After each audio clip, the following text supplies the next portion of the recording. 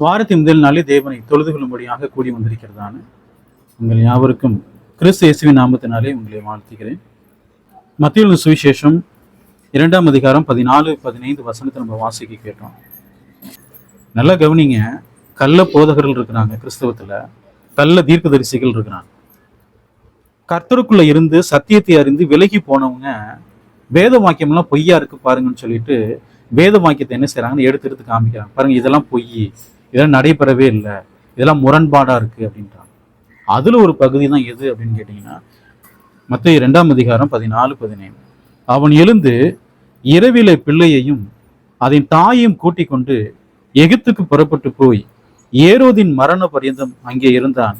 எகிப்திலிருந்து குமாரனை வரவழைத்தேன் என்று தீர்க்கதரிசியின் மூலமாய் கர்த்தரால் உரைக்கப்பட்டது நிறைவேறும்படி இப்படி நடந்தது. ஏரோது இயேசு கிறிஸ்து பிறந்த போது கொலை செய்ய தேடுறார். அப்ப யோசேப்பு என்ன பண்ணார்னா தன்னுடைய மனைவியை கூட்டிக் கொண்டு எங்க போயிட்டாரு? எகிப்துக்கு போயிட்டார். இது இந்த வேதவாசனம் சொல்லுது. லூக்கா புஸ்தகம் 2ஆம் அதிகாரம் 39ஆம் வசனம் பாருங்க. கர்த்தருடைய நியாய பிரமாணத்தின்படி சகலத்தையும் அவர்கள் செய்து முடித்த பின்பு கலிலேயா நாட்டில் தங்கள் ஊராகிய நாசரேத்துக்கு திரும்பி போனார்கள்.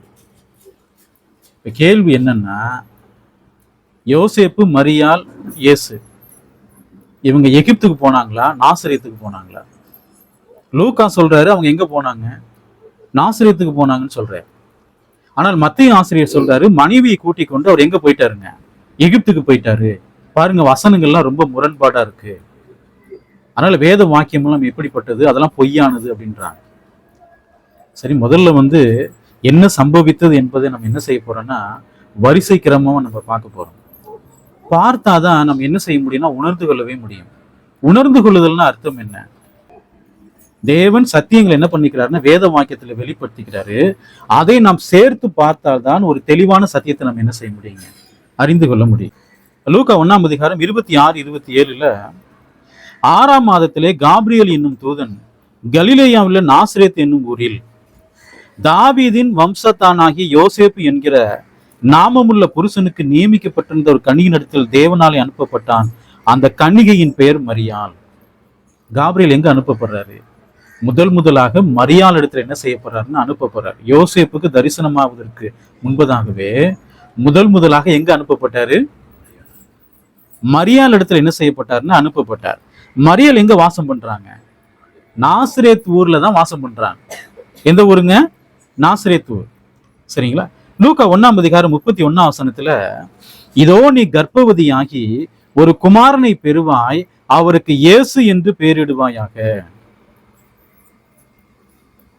அப்ப மரியாள்கிட்ட காபிரியல் தூதன் சொல்றாரு, நீ ஒரு குமாரனை பெறுவாய், அவருக்கு என்ன பேர் வைக்கணும்? இயேசுன்னு பேர் வைக்கணும். அவங்க கேட்கிறாங்க, ஆண்டவரே நான் புருஷனை அறியேனே, எப்படி இது சம்பவிக்கும் அப்படின்றாரு. பரிசுத்த ஆவி உன்மேல் வரும், அப்பொழுது என்ன ஆவாய்? கர்ப்பவதி ஆவாய். மத்தேயு புஸ்தகம் 1ஆம் அதிகாரம் 18ஆம் வசனம் பாருங்க. இயேசு கிறிஸ்துவினுடைய ஜனனத்தின் விவரமாவது அவருடைய தாயாகிய மரியாள் யோசேப்புக்கு நியமிக்கப்பட்டிருக்கையில் அவர்கள் கூடி வரும் முன்னே அவள் பரிசுத்த ஆவியினாலே கர்ப்பவதியானாள் என்று காணப்பட்டது. மரியாள் என்ன ஆயிட்டாங்க? கர்ப்பவதி ஆயிட்டாங்க. லூக்கா புஸ்தகம் 1ஆம் அதிகாரம் 39ஆம் வசனம் பாருங்க. அந்நாட்களில் மரியாள் எழுந்து மலை நாட்டில் உள்ள யூதேயாவில் உள்ள ஒரு பட்டணத்திற்கு தீவிரமாய் போய் சகரியாவின் வீட்டுக்குள் பிரவேசித்து எலிசபெத்தை வாழ்த்தினாள். நல்ல கவனிங்க. நாசரேத்திலிருந்து மரியாள் எங்க போறாங்க? யூதேயாவில் உள்ள ஒரு பட்டணத்திற்கு தீவிரமாய் போய் யாரு வீட்டுக்கு போறாங்க? சகரியா, எலிசபெத் வீட்டுக்கு போறாங்க. அவங்க யாரு? யோவானுடைய பெற்றோர். எலிசபெத் எப்படி இருக்கிறாங்கன்னா கர்ப்பவதியா இருக்கிறாங்க. அவங்க வீட்டுக்கு இவங்க என்ன செய்யறாங்கன்னா போறாங்க. அந்த வீட்டுல எவ்வளவு நாள் தங்கி இருக்கிறாங்க பாருங்க. லூக்கா புஸ்தகம் 1ஆம் அதிகாரம் 56ஆம் வசனம் பாருங்க. மரியாள் ஏறக்குறைய 3 மாதம் அவளுடனே இருந்து தன் வீட்டுக்கு திரும்பி போனாள். உங்களுக்கு தெளிவா புரியுதா? மரியாளுக்கு தரிசனம் ஆகிறாரு, மரியாள் கர்ப்பவதி ஆகுறாங்க. அவங்க எங்க போறாங்க? எலிசபெத் வீட்டுக்கு போறாங்க. அங்க போய் 3 மாசம் இருக்கிறாங்க. இந்த விஷயம் யாருக்கு தெரிய வருதுன்னா யோசேப்புக்கு தெரிய வருது. யோசேப்புக்கு தெரிய வந்த போது யோசேப்பு ஒரு முடிவு எடுக்கிறார். என்ன முடிவு எடுக்கிறாருன்னு பாருங்க. மத்தேயு சுவிசேஷம் 1ஆம் அதிகாரம் 19ஆம் வசனம் பாருங்க. அவன் புருஷனாகிய யோசேப்பு நீதிமானா இருந்து அவளை அவமானப்படுத்த மனதில்லாமல் ரகசியமாய் அவளை தள்ளிவிட யோசனையாய் இருந்தான். மரியாள் கர்ப்பவதி ஆனாள் என்று யாருக்கு தெரிய வருது? யோசேப்புக்கு தெரிய வருது. யோசேப்பு என்ன பண்றாருன்னா, சரி இந்த ஸ்திரீ நமக்கு வேண்டாம், இந்த ஸ்திரீ என்ன பண்ணிடலாம், ரகசியமா தள்ளி விட்டுலான்னு முடிவு பண்ணி இருக்கிறார். மத்தேயு 1:20 அவன் இப்படி சிந்தித்துக் கொண்டிருக்கையில் கர்த்தருடைய தூதன் சொப்பனத்தில் அவனுக்கு காணப்பட்டு என்ன சொல்றாரு? தாவீதின் குமாரனாகிய யோசேப்பு, உன் மனைவியாகிய மரியாளை சேர்த்து கொள்ள ஐயப்படாதே, அவளிடத்தில் உற்பத்தியாயிருக்கிறது பரிசுத்த ஆவியினால் உண்டானது. யோசேப்பு சொல்றாரு, நீ அவளை சேர்த்து கொள்ள அப்படின்னு என்ன அர்த்தம்? விவாகம் பண்ணி கொள்ள நீ என்ன செய்யாத, ஐயப்படாதே, சந்தேகப்படாத. ஏன்னா அவளிடத்தில் உண்டாயிருப்பது யாரால் உண்டானது? பரிசுத்த ஆவியினால் உண்டானது. 21 சொல்றாரு, அவள் ஒரு குமாரனை பெறுவாள், அவளுக்கு என்ன பேரு வையி? இயேசுன்னு பேரு வையின்னு சொன்னார். முதல்ல தூதன் யாருக்கு தரிசனமாகிறாரு? மரியாள்கிட்ட. ரெண்டாவது யாருக்கு தரிசனமாகிறாரு? யோசேப்கிட்ட. இவங்க 2 பேரும் எங்கதான் இருக்கிறாங்க? நாசரேத்துல தான் இருக்கிறாங்க. கலிலேயாவில் உள்ள நாசரேத்துல தான் இருக்கிறாங்க இல்லைங்களா?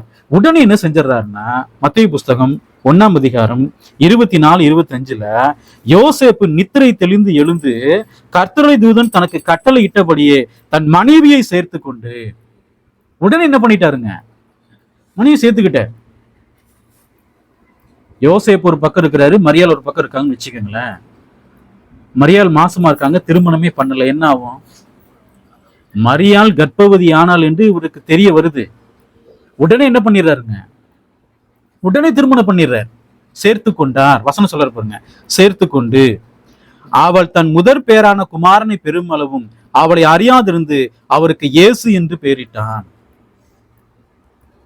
அப்ப நல்லா கவனிங்க, உடனே என்ன பண்ணிட்டாரு? மரியாளை சேர்த்து கொண்டார்.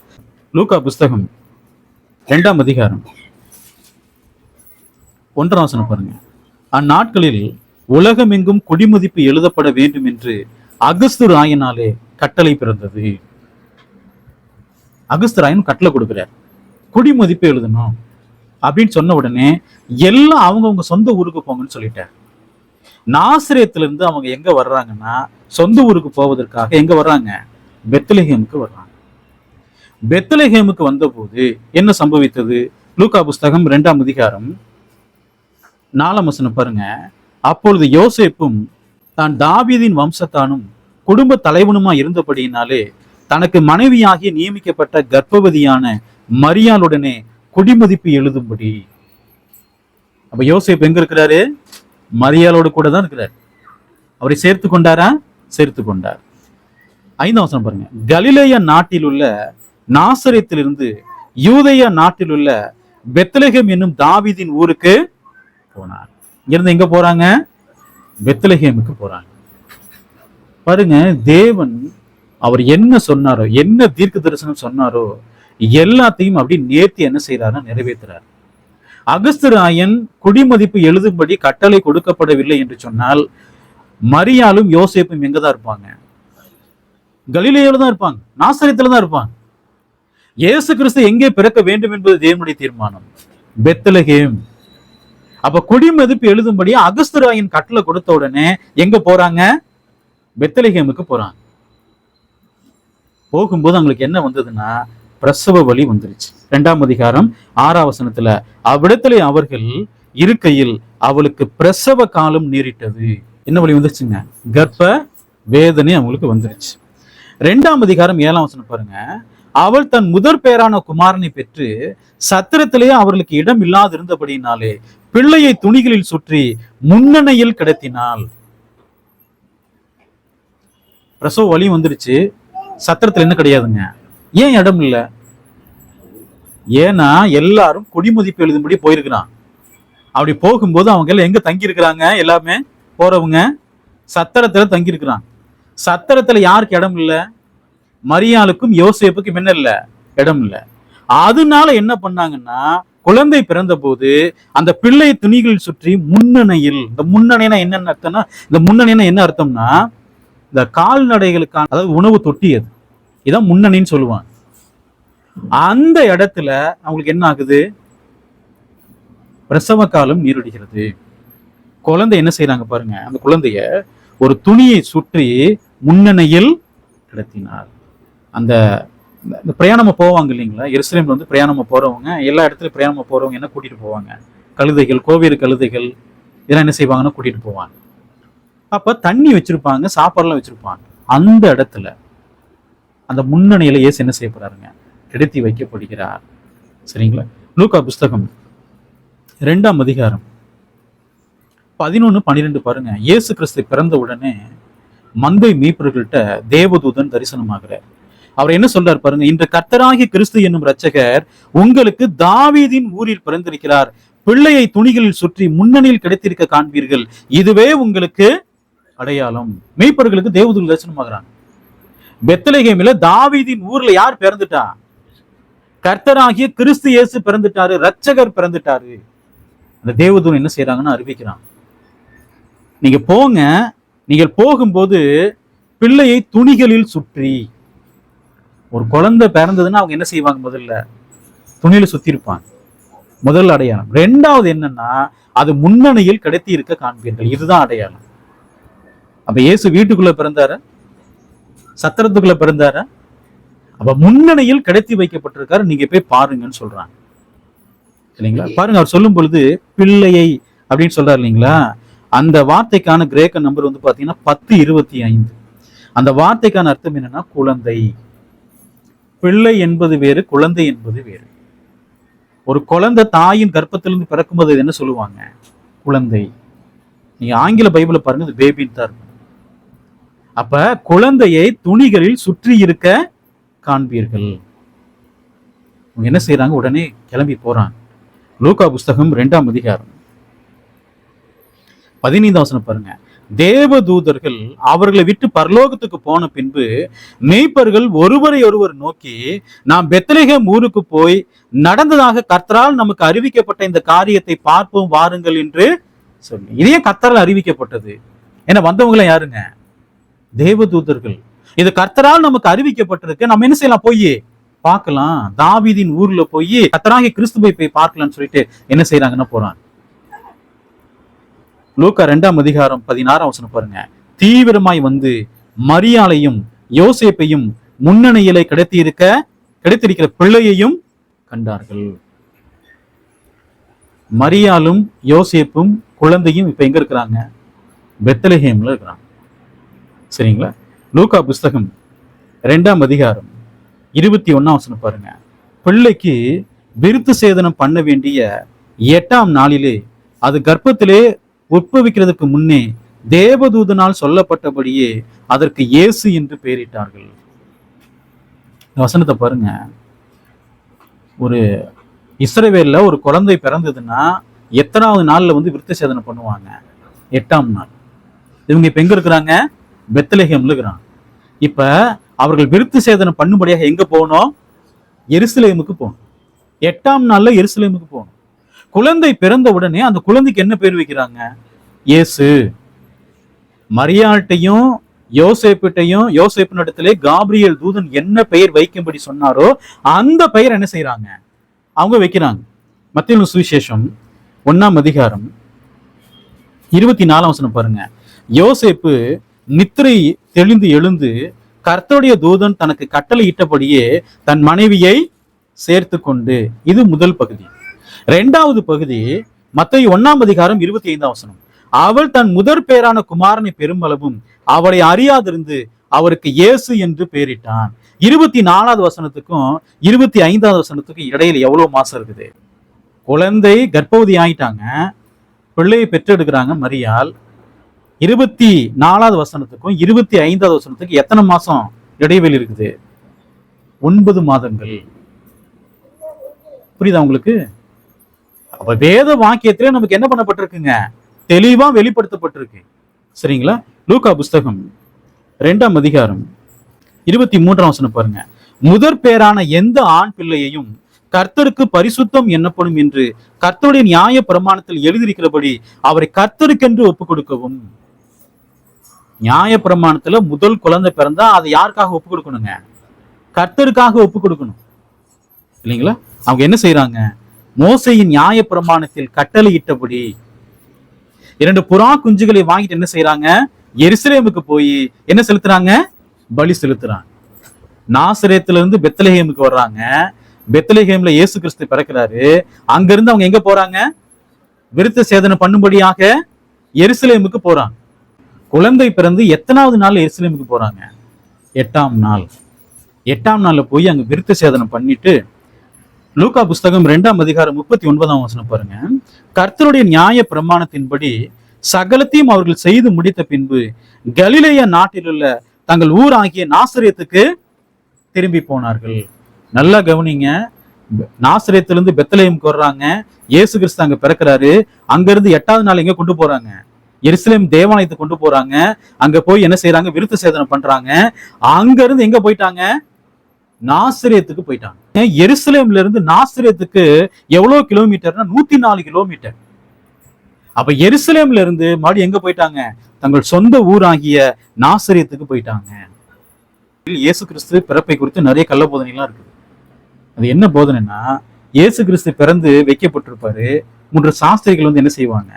3 காணிக்கையை வச்சுட்டு அப்படி தொழுது கொள்ளுவாங்க. எங்கன்னா பெத்லகேம்ல. இயேசு கிறிஸ்து பெத்லகேம்ல இருந்தபோது, பிறந்த போது சாஸ்திரிகள் அங்க வந்தாங்களா? மத்தேயு சுவிசேஷம் 2ஆம் அதிகாரம் 1ஆம் வசனம் பாருங்க. ஏரோதுவின் நாட்களில் யூதேயாவில் பெத்லகேமில் இயேசு பிறந்த பொழுது கிழக்கிலிருந்து சாஸ்திரிகள் எருசலேமுக்கு வந்து, இயேசு பிறந்த போது எங்கிருந்து வர்றாங்க சாஸ்திரிகள்? கிழக்குல இருந்து வர்றாங்க. நீங்க வந்து பாத்தீங்கன்னா ஆங்கில பைபிள்ல ஞானிகள் இருக்கும், கிரேக்க பைபிள் பாத்தீங்கன்னா மந்திரவாதிகள். யாருங்க அவங்க? காலங்க இந்த வானிலையில ஆராய்ச்சி பண்ணுவாங்க பாருங்க, அப்படிப்பட்டவங்க தான் இவங்க. எருசலேமுக்கு கிழக்கு என்ன இருக்குன்னா பெர்ஷியாவும் பாபிலோன் தான் இருக்கு. அந்த சாஸ்திரிகள் பெர்ஷியாவில இருந்து எருசலேமுக்கு வந்திருப்பாங்கன்னா 1600 இருந்து 1900 கிலோமீட்டர்ல தான் வரணும், அங்க இருந்து சேரணும். அவ்வளவு தூரம். ஒருவேளை அவங்க பாபிலோன்ல இருந்து வந்திருக்காங்கன்னு வச்சுக்கோங்களேன். பாபிலோன்ல இருந்து எருசலேமுக்கு 900 கிலோமீட்டர், 850 இருந்து 900 கிலோமீட்டர். இயேசு பிறக்கிறாரு, திடீர்னு வந்து நின்றுவாங்களா? பாபிலோன்ல இருந்து பெர்ஷியாவில இருந்து வரணும்னா அவங்க ஒரு நாள் பிரயாணம் அப்படின்னா ஒரு 40 கிலோமீட்டர் நடக்க முடியும்.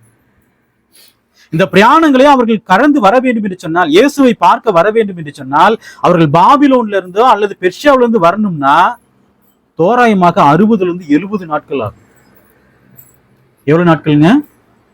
60 இருந்து 70 நாட்கள் ஆகும். அப்பதான் வந்து பார்க்க முடியும். சாஸ்திரிகள் எங்க வந்துட்டாங்கன்னா எருசலேமுக்கு வந்துட்டாங்க. எருசலேமுக்கு வந்து நேரம் எங்க போயிட்டாங்க? ஏரோது அரண்மனைக்கு போயிட்டாங்க. அவங்க என்ன நினைச்சாங்கன்னா யூதருக்கு ராஜா அரண்மனையில பிறந்திருப்பாருன்ட்டு அரண்மனைக்கு வந்துட்டாங்க. மத்தேயு சுவிசேஷம் 2ஆம் அதிகாரம் 2ஆம் வசனம் பாருங்க. யூதருக்கு ராஜாவாய் பிறந்திருக்கிறவர் எங்கே?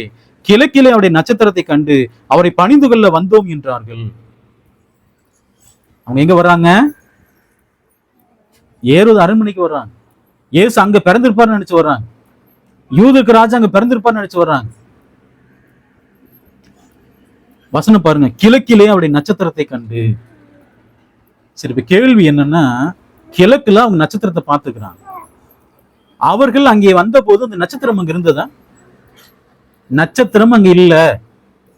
நட்சத்திரத்தை பார்த்துதான் அவங்க என்ன பண்ணிக்கிறாங்க? யூதேயாவிலே எருசலேமிலே யூதருக்கு ஒரு ராஜா பிறந்திருக்கிறார் முடிவு பண்ணிக்கிறாங்க. எங்க வர்றாங்க? எருசலேமுக்கு வராங்க. அப்பொழுது நட்சத்திரம்லாம் அங்க இல்லை. மத்தேயு சுவிசேஷம் 2ஆம் அதிகாரம் 3ஆம் வசனம் பாருங்க. ஏரோது ராஜா அதை கேட்ட பொழுது அவனும் அவனோடு கூட எருசலேம் நகரத்தார் அனைவரும் கலங்கினார்கள். நல்லா கவனிங்க. யூதருக்கு ராஜான்னு சொல்லப்பட்டிருக்கிறாரு, சொல்லிக்கிறாங்க. யூதருக்கு ராஜான்னு சொல்லிக்கிறாங்க. இதை கேட்ட போது ஏரோதுக்கு என்ன வந்துருதுங்க? பயம் வந்துடும். ஏன் எருசலேம் நகரத்தார் எல்லாருமே பயப்படுறாங்க? காரணம் என்ன? இந்த ஏரோது ராஜா நான் நினைப்பதை போல ஒரு சாதாரணமான ராஜாலாம் கிடையாது. இவர் தன்னுடைய மனைவியை கொண்டு போட்டிருக்கிறார். 3 பிள்ளைகள் என்ன பண்ணிக்கிறாருங்க? கொண்டு போட்டிருக்கிறார். ரோம சீசர் சொல்லிக்கிறாரு, ஏரோதுக்கு மகனாய் பிறப்பதை விட ஏரோதுக்கு பன்றியாய் இருப்பது மேலும் சொல்லியிருக்கிறாராம். அப்ப ஏரோது எவ்வளவு கொடூர குணம் உள்ளவர் பாருங்க. தன்னுடைய பதவியை காப்பாற்றுவதற்கு என்ன வேணாலும் செய்வார். யூதருக்கு ராஜான்னு சொல்லும் பொழுது எருசலேம் நகரத்தாரை ஏன் கலங்கணும்? அவர் என்ன வந்துருச்சுங்க? பயம் வந்துருச்சு. ஒருவேளை ஏரோது நம்மை கொண்டு போட்டா என்ன செய்யறது? இவரும் என்ன ஆகுறாரு? கலங்குறாரு. மத்தேயு சுவிசேஷம் 2ஆம் அதிகாரம் 4ஆம் வசனம் பாருங்க. அவன் பிரதான ஆசாரியர் ஜனத்தின் வேதபரர்கள் எல்லாரையும் கூடி வர செய்து கிறிஸ்துவானவர் எங்கே பிறப்பார் என்று அவரிடத்தில் விசாரித்தான். எங்க பிறப்பாருன்னு கேட்கிறார். உடனே அங்க இருந்த யூதர்கள், பிரதான ஆசாரியர்கள், வேதபரர்கள் சொல்றாங்க, இயேசு எங்கதான் பிறப்பாரு? கிறிஸ்து எங்கதான் பிறப்பாரு? கிறிஸ்து எங்கதான் பிறப்பாரு? பெத்லகேம்ல தான் பிறப்பாரு. உடனே அந்த சாஸ்திரிகளை அரைச்சு அவர் சொல்றாரு, மத்தேயு 2ஆம் அதிகாரம் 7ஆம் வசனத்துல, அப்பொழுது ஏரோது சாஸ்திரிகளை ரகசியமாய் அழைத்து நட்சத்திரம் காணப்பட்ட காலத்தை குறித்து அவரிடத்தில் திட்டமாய் விசாரித்து. உங்களுக்கு புரியுதாப்ப? நட்சத்திரம் அங்க இருக்குதாப்ப? இல்ல. அந்த நட்சத்திரம் எப்ப வந்தது, எவ்வளவு காலம் இருக்கும் கேட்கிறார். திட்டமாய் விசாரிக்கிறார். மத்தேயு சுவிசேஷம் 2ஆம் அதிகாரம் 8ஆம் வசனம் பாருங்க. நீங்கள் போய் பிள்ளையை குறித்து திட்டமாய் விசாரியுங்கள், நீங்கள் அதை கண்ட பின்பு நானும் வந்து அதை பணிந்து கொள்ளும்படி எனக்கு அறிவியுங்கள் என்று சொல்லி அவர்களை பெத்லகேமுக்கு அனுப்பினான். நீங்க பிள்ளை என்ன செய்யுங்க? கண்டுபிடிங்க. நீங்க கண்டுபிடிச்சு நேரம் என்ன பண்ணுங்க, வந்து சொல்லுங்க. நானும் அந்த பிள்ளை என்ன செய்யணும்? பணிந்து கொள்ள வேண்டும். ஒரு நல்ல இருதயத்தோடு சொல்றாரு. ஏரோது யூதர்களுக்கு நிறைய நன்மைகளை செஞ்சுக்கிறார். ஆனால் தன்னுடைய பதவியை காப்பாற்றுவதற்கு அவர் எந்த எல்லைக்கு வேணாலும் போவார். ஒரு மோசமான ஒரு ராஜா ஏரோது ராஜா. மத்தேயு சுவிசேஷம் 2ஆம் அதிகாரம் 9-10 பாருங்க. ராஜா சொன்னதை அவர்கள் கேட்டு போகையில், இதோ அவர்கள் கிழக்கிலே கண்ட நட்சத்திரம் பிள்ளை இருந்த ஸ்தலத்திற்கு மேல் வந்து நிற்கும் வரைக்கும் அவர்களுக்கு முன் சென்றது. அவர்கள் அந்த நட்சத்திரத்தை கண்டபோது மிகுந்த ஆனந்த சந்தோஷம் அடைந்தார்கள். இப்போது நட்சத்திரம் என்ன பண்ணப்படுது? காணப்படுது. அது நட்சத்திரம் அவங்க வரும்போது நட்சத்திரம் இல்ல. ஆனால் ஏரோது இடத்துல பேசிட்டு வெளியே வரும்போது அந்த நட்சத்திரத்தை அவங்க என்ன செஞ்சாங்க? கிழக்கிலே கண்ட நட்சத்திரம் பிள்ளை இருந்த ஸ்தலத்திற்கு மேல் வந்து நிற்கும் வரைக்கும் அவர்களுக்கு முன் சென்றது. எப்படி நடந்ததுன்னு நமக்கு தெரியாது. அந்த நட்சத்திரத்தை அவர்கள் பார்த்த போது மிகுந்த சந்தோஷப்பட்டிருக்கிறாங்க. நட்சத்திரம் ஏற்கனவே இருக்கணும், எதுக்கு மிகுந்த சந்தோஷம் வரணும்? இல்லைங்களா?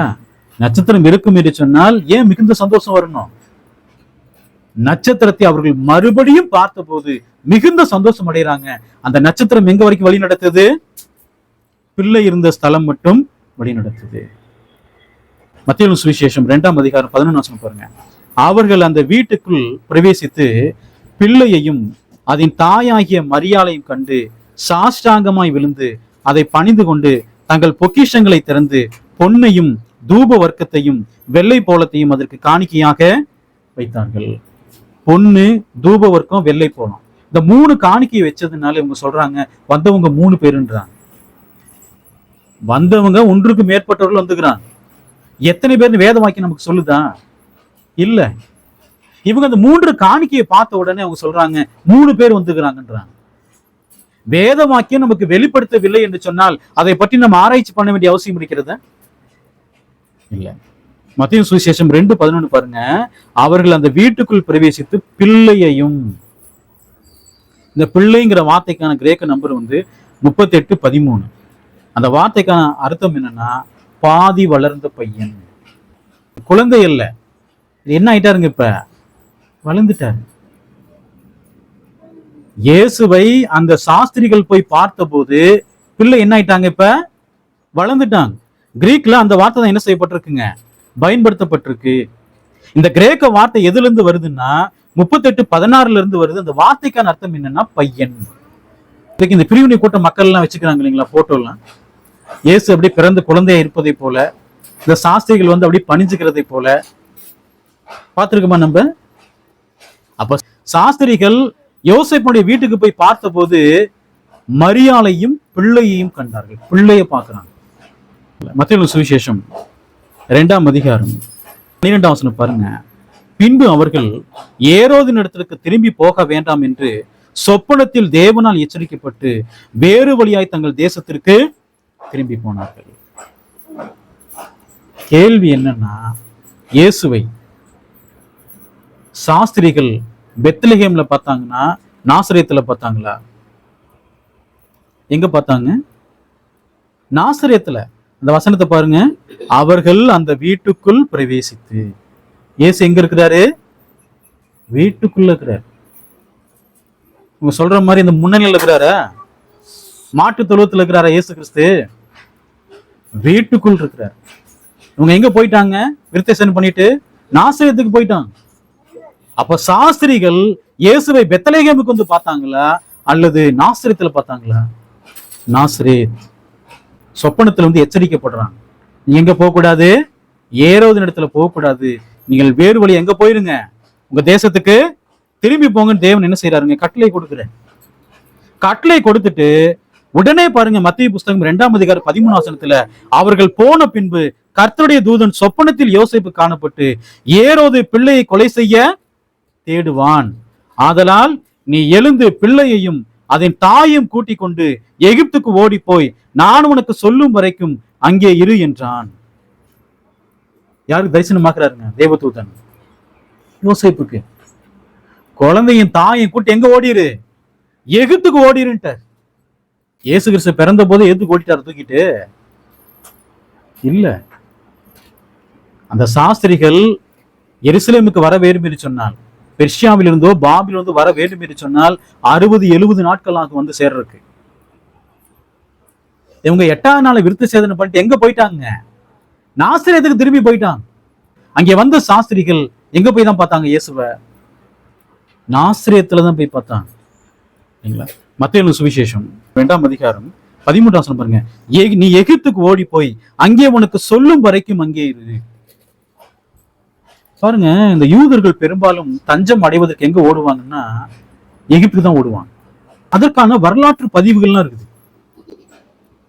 நீங்க அப்போஸ்தலர் 2ஆம் அதிகாரத்துல உலகமெங்கும் இந்த யூதர்கள் வந்தாங்களா இல்லைங்களா? வந்த போது எங்கிருந்து வந்துக்கிறாங்க பாருங்க. அப்போஸ்தலர் 2ஆம் அதிகாரம் 10ஆம் வசனம், பம்பிலியா எகிப்து என்னும் தேசத்தார்களும். அப்ப அந்த 17 நாட்டவர்ல ஒரு நாட்டவர் யாரு? எகிப்து. எகிப்துல யார் இருந்துக்கிறா? யூதர்கள் இருந்துக்கிறாங்க. அப்ப இயேசுவையும் தாயையும் கூட்டிக் கொண்டு யோசேப்பு எங்கதான் போறாரு? எகிப்துக்கு போறாரு. மத்தேயு சுவிசேஷம் 2ஆம் அதிகாரம் 15ஆம் வசனம் பாருங்க. ஏரோதின் மரண பரியந்தம் அங்கே இருந்தான். எகிப்திலிருந்துடைய குமாரனை வரவழைத்தேன் என்று தீர்க்கதரிசியின் மூலமாய் கர்த்தரால் உரைக்கப்பட்டது நிறைவேறும்படி இப்படி நடந்தது. தேவனுடைய தீர்க்க தரிசனம் நிறைவேறியதா? இயேசு எகிப்துக்கு கொண்டு போகப்பட்டாரா? பாருங்க, இந்த தீர்க்க தரிசனம் எங்க இருக்குன்னா ஓசியா 11ஆம் அதிகாரம் 1ஆம் வசனத்துல இருக்குது. அங்கே சொன்ன வேத வாக்கியத்தை இங்கே மத்தேயு என்ன செய்யறாருங்க? மேற்கோள் காண்பிக்கிறார். எகிப்திலிருந்து என்னுடைய குமாரனை வரவழைத்தேன். இது யார் சொன்ன தீர்க்க தரிசனம்? தேவன். அந்த தீர்க்க தரிசனத்தை என்ன செய்யறாருங்க? நிறைவேற்றுறார். அப்ப நல்லா கவனிங்க, நாசரேத்துல இருந்து எகிப்துக்கு எவ்வளவு கிலோமீட்டர்னா 400ல இருந்து 450 கிலோமீட்டர். அங்கிருந்து அவங்க போகணும்னா 15-20 நாள் ஆகும். நாசரேத்துல இருந்து எகிப்துக்கு போறக்கு, பிரயாணமா போறக்கு. இயேசுவையும் கூட்டிக் கொண்டு மரியாதையும் கூட்டிக் கொண்டு எங்க போறாருங்க? எகிப்துக்கு போறாரு. இல்லைங்களா? எப்போ வரைக்கும் எகிப்துல இருக்கிறாரு? ஏரோதின் மரண பரியந்தம். மத்தேயு சுவிசேஷம் 2ஆம் அதிகாரம் 16ஆம் வசனம் பாருங்க. அப்பொழுது ஏரோது தான் சாஸ்திரிகளால் வஞ்சிக்கப்பட்டதை கண்டு மிகுந்த கோபம் அடைந்து ஆட்களை அனுப்பி தான் சாஸ்திரிகளிடத்தில் திட்டமாய் விசாரித்த காலத்தின்படியே பெத்லகேமிலும் அதன் சகல எல்லைகளிலும் இருந்த 2 வயதுக்குட்பட்ட எல்லா ஆண் பிள்ளைகளையும் கொலை செய்தான். அவர் இறுதியும் பார்த்தீங்களா எப்படி இருக்குன்னு? பெத்த பிள்ளைகளை கொண்டு போட்டிருக்கிறார், மனைவியை கொண்டு போட்டிருக்கிறார். தன்னுடைய ராஜ்யத்தை காப்பாற்றுவதற்கு அந்த காரியத்தையுமே பண்ணுவார். அப்ப என்ன பண்ணாரு? 2 வயதுக்குட்பட்ட எல்லா ஆண் பிள்ளை என்ன செஞ்சிருங்க? கொண்டு போட்டுருங்கன்றார். கேள்வி என்னன்னா, இயேசு கிறிஸ்து எகிப்துக்கு போகும்போது எவ்வளவு வயது உடையவராக இருந்தார்? எவ்வளவு வயது உடையவர்? 2 வயது உடையவர். 2 வயதுக்குட்பட்ட எல்லா பிள்ளைகளையும் ஏற்கனவே ஏரோது என்ன கேட்டிருக்கிறாரு? அந்த நட்சத்திரம் எந்த காலகட்டத்தில் காணப்பட்டது, எவ்வளவு நாள் ஆச்சுன்னு கேட்டிருக்கிறார். அவர் என்ன முடிவு பண்ணிட்டாருன்னா, அந்த நட்சத்திரம் இந்த காலத்துல காணப்படும்னா அப்ப எவ்வளவு வருஷம் ஆச்சு? 2 வருஷம் ஆயிடுச்சு. இயேசு நாசரேத்திலிருந்து எகிப்துக்கு போகும்போது 2 வயது உடையவராய் இருந்தார். மத்தேயு சுவிசேஷம் 2ஆம் அதிகாரம் 17-18 ஆண் பிள்ளைகள் எல்லாவற்றையும் என்ன செஞ்சாங்க? கொண்டு போட்டாங்க. இது கூட என்னதான்? தீர்க்க தரிசனம். எரேமியா 31ஆம் அதிகாரம் 15ஆம் வசனத்துல அங்கே சொல்லப்பட்டிருக்கு, ராமாவிலே புலம்பலும் கசப்பான அழுகையும் ஆகிய கூக்குரல் கேட்கப்பட்டது. ராகேல் தன் பிள்ளைகளுக்காக அழுது தன் பிள்ளைகள் இல்லாதபடியால் அவைகள் நிமித்தம் ஆறுதல் அடையாதிருக்கிறாள் என்று கர்த்தர் சொல்லுகிறார். அங்கே சொல்லப்பட்ட தீர்க்க தரிசனம் மத்தேயு புஸ்தகம் 2ஆம் அதிகாரம் 17-18 என்ன ஆகுதுங்க? நிறைவேறுது. இயேசு அதற்கு முன்பதாக எங்கே கொண்டு போகப்பட்டாருங்க? எகிப்துக்கு. மத்தேயு சுவிசேஷம் 2ஆம் அதிகாரம் 19ஆம் வசனம் பாருங்க. ஏரோது இறந்த பின்பு கர்த்தருடைய தூதன் எகிப்திலே யோசேப்புக்கு சொப்பனத்தில் காணப்பட்டு, நீ எழுந்து பிள்ளையையும் அதன் தாயையும் கூட்டிக் கொண்டு இஸ்ரவேல் தேசத்துக்கு போ, பிள்ளையின் பிராணனை வாங்க தேடினவர்கள் இறந்து போனார்கள். இப்ப சொப்பனத்துல யாருக்கு காணப்படுறாரு? யோசேப்பு. நீ பிள்ளையை கூட்டி எங்க போ? இஸ்ரவேல் தேசத்துக்கு போ, பிள்ளையின் பிராணனை வாங்க தேடினவர்கள் இறந்து போனார்கள். ஏரோது எப்ப இறந்தார்னா கிபி 4ல இருந்தார். அப்ப கிபி 2ல இயேசு கிறிஸ்து எங்க போனாரு? எகிப்துக்கு போனார். எத்தனை வருஷம் எகிப்துல இருந்தாரு? 2 வருஷம் இருந்தார். எகிப்துல இருந்து நாசரேத்துக்கு திரும்பி வந்த போது இயேசுவுக்கு வயது எவ்வளவு? ஏறக்குறைய 4 வயது. வேத வாக்கியங்கள் பொய் சொல்லுதா? பாருங்க, எல்லாமே தேவன் நமக்கு தெளிவா வெளிப்படுத்துகிறார். சாஸ்திரிகள் பெத்லகேம்ல போய் இயேசு என்ன செய்யலங்க? பார்க்கல. சாஸ்திரிகள் எங்க போய் பார்த்தாங்க? நாசரேத்துல போய் பார்த்தாங்க. யோசேப்பின் வீட்டுல போய் என்ன செஞ்சாங்க? பார்த்தார்கள். அங்கிருந்து எங்க போயிட்டாங்க? எகிப்துக்கு போனாங்க. அங்க 2 வருஷம் இருந்துட்டு எங்க திரும்பி வந்துட்டாங்க? மறுபடியும் இஸ்ரவேல் தேசத்துக்கு திரும்பி வந்தார்கள். மத்தேயு சுவிசேஷம் 2ஆம் அதிகாரம் 20ஆம் வசனம் சொல்ல பாருங்க.